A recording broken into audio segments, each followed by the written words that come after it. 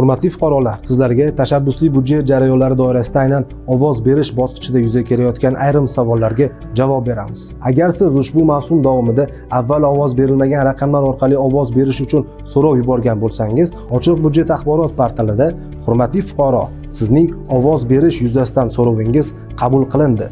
1 soat ichida SMS xabar orqali ovozingiz qabul qilinganligi yoki rad etilganligi yuzasidan ma'lumot olishingiz mumkin. Bunda portal tomonidan shaxsingizni tasdiqlash hamda sizning nomingizga rasmiylashtirilgan boshqa raqamlar orqali ovoz berilgan yoki berilmaganligi yuzasidan 1 soat davomida tekshirish jarayoni amalga oshiriladi. Mazkur holatda ovozlar fuqarolarning shaxsi aniqlangandan so'ng, agar bir fuqaro boshqa loyihaga ovoz bermagan deb topilsa, tegishli loyihaning berilgan ovozlar ro'yxatida qayd etiladi hamda ovoz qabul qilinganligi yuzasidan SMS xabar yuboriladi. Fuqaroning nomiga rasmiylashtirilgan boshqa raqamlar orqali avval ovoz berilgan bo'lsa, u holda ovozlar qabul qilinmaydi. Agarda bir mobil raqamdan ovoz berishga harakat qilgan bo'lsangiz va siz 1 soat ichida aynan qayta shu raqamdan ovoz berishga harakat qilsangiz, ochiq budjet axborot portalida hurmatli fuqaro, ushbu raqam orqali ovoz berish yuzasidan yuborilgan so'rovingiz o'rganish jarayoni davom etmoqda.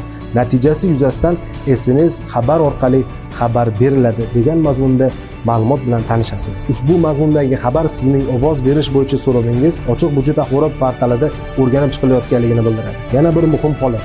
Ovoz berishda siz avval ovoz bergan raqamingiz orqali yana qaytadan ovoz berishga urinsangiz, ochiq budjet axborot portalida hurmatli fuqaro, sizning tegishli raqamingiz orqali ovoz berilganligi to'g'risida xabarni olasiz. Shu bilan birga barcha berilgan ovozlar bo'yicha ochiq budjet axborot portalida ovozlarni ko'rish tugmachasi orqali batafsil ma'lumotlar bilan tanishib borishingiz mumkin.